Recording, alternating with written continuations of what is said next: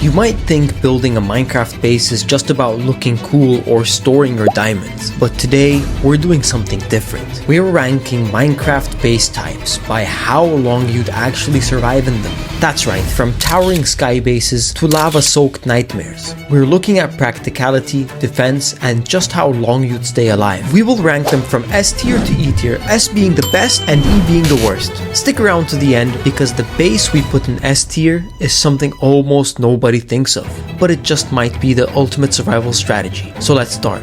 Number 1, the sky base. Let's kick it off with the classic sky base. Floating hundreds of blocks above the ground. Sounds safe, right? Here are the pros. It's super hard for mobs to reach you. You're untouchable from below. It's a great vantage point for spotting players or mobs. If you're in PvP, raining arrows or dropping TNT is extremely effective. Also, it feels powerful to live above the clouds. But the cons are, fall damage is your worst enemy. If you're not wearing feather falling or don't have water, a single slip can end your life. Elytra users and ender pearl throwers can bypass your defenses, and don't even think about trying to expand it without falling off every 5 minutes. So with this in mind, I'm giving it a B tier. It's great for tactical advantages, but risky. One mistake and it's game over. 2. Underwater base. What are you doing if you don't try this at least once?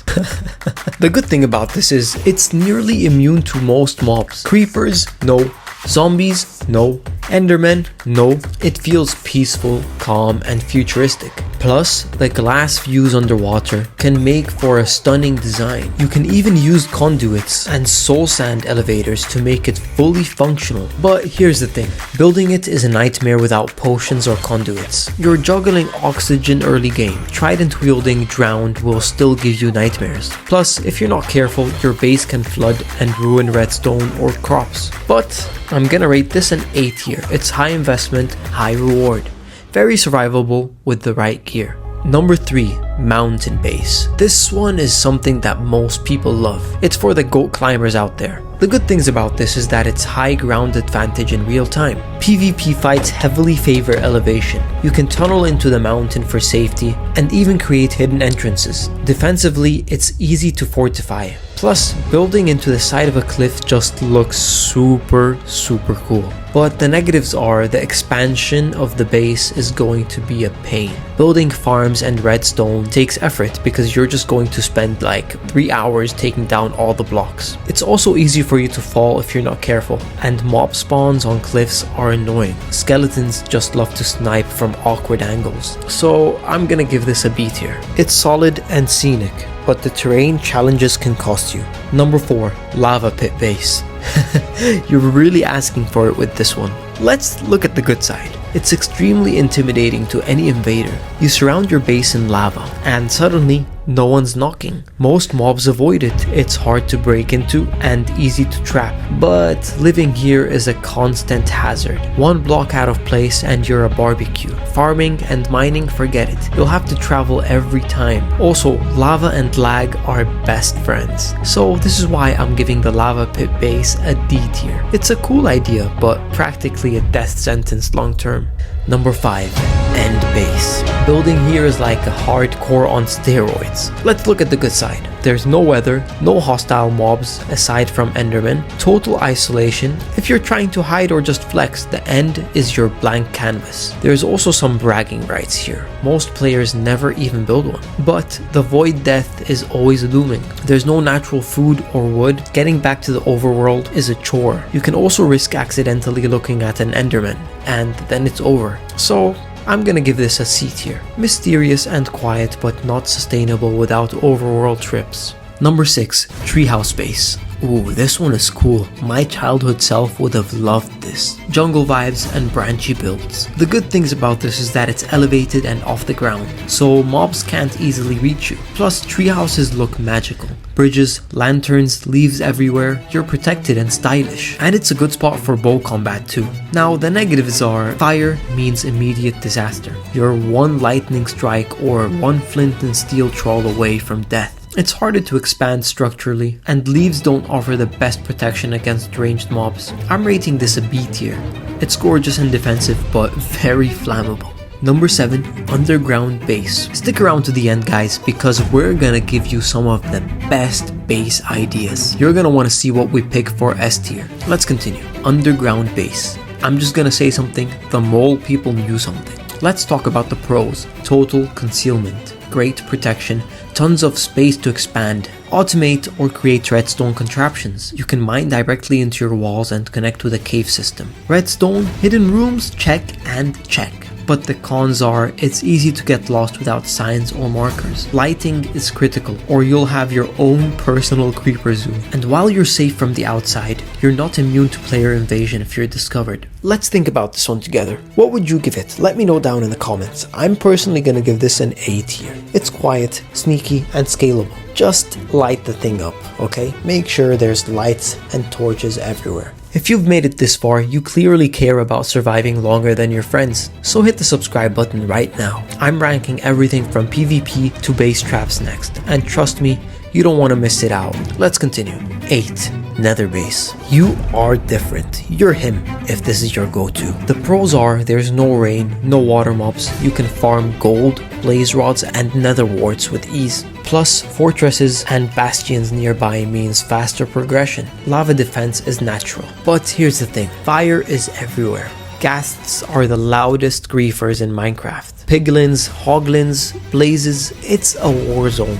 Every walk is risky. Beds explode. Also, wait, no beds, so you can't even sleep. So, with this in mind, I'm gonna give it a D tier. It's pure stress. It's effective, but it's exhausting. Number 9, Ice Spike Base. This one is gonna be stylish but super slippery. Here's the good thing about this one. It's rare. If it's a rare biome, it means it's harder to find. Looks absolutely epic, and snow camo works very well in PvP. It can be used for secretive hideouts and iceboat highways. However, the negatives are that it's terrible for farming or trees. The floors will be slippery and you'll constantly be freezing. In addition, it's going to be hard to mine or build without precision. So, I'm gonna give this one a C tier. You look cool, but you'll starve. Number 10, Village Base. This one we can call the social base. And in fact, it's actually my favorite because I like to be social. I don't want to be alone, especially when a creeper is running after me. Here's the pros. You have golems, beds, food, and trading. It's a pre-built hub, which means it's a great early game base to gear up fast. Villagers also make automation and enchantments easy. But the negatives are that raids will happen, and you'll have lots of lag from entities. Villagers open doors like it's their job, even during zombie invasions, and they keep sleeping in your bed. These villagers are annoying, but we need them. So I'm gonna give this amazing build a B tier. It's solid for economy and early game, but weak for long-term defenses. Number 11, Desert Base Temple. Raid it, then claim it. Here's the thing about this one. It's cool. It's aesthetically pleasing. It has underground vault potential. And keep in mind, it already has traps that you can modify to defend your loot. But the thing about this one is that it's usually located far from outside useful biomes. There are no trees and sandstones don't offer strong protection. So what are you gonna do with no wood, huh? Nothing. Exactly. So don't build your base here. I'm giving this one a C tier. It's a fun idea, but it's not sustainable. Now finally for the last one, number 12, Stronghold Base, the endgame layer. The pros are it's an instant portal access. You're gonna have a maze-like layout which makes ambushes easier, and it gives a very lore-rich feeling. Plus, you'll have tons of stone bricks for design. Those of you creative people will love this, but let's be honest, the blocks are infested with these things that we all hate. Comment below what you think they are, because I'm gonna tell you right now. 3, 2, 1. Silverfish. Exactly. Who doesn't hate them? I just want to punch them down and dig them underground. They're so annoying. They keep popping out and they're so fast, and why are they even a mob? It just makes our life harder.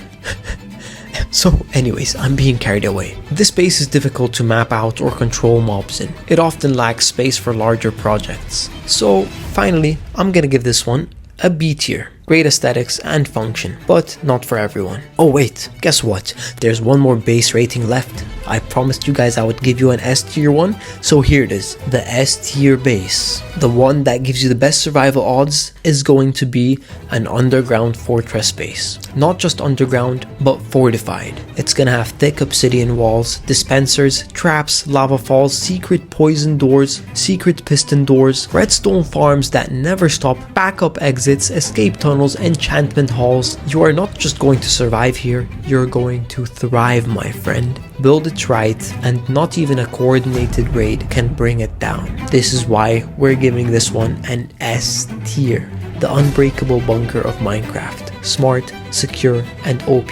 And there you have it, my friends. Every Minecraft base type ranked by survival power. Let me know in the comments. Did I miss anyone out? What's your go-to base style? And which ones do you hate the most? Like, subscribe, and thank you so much for watching.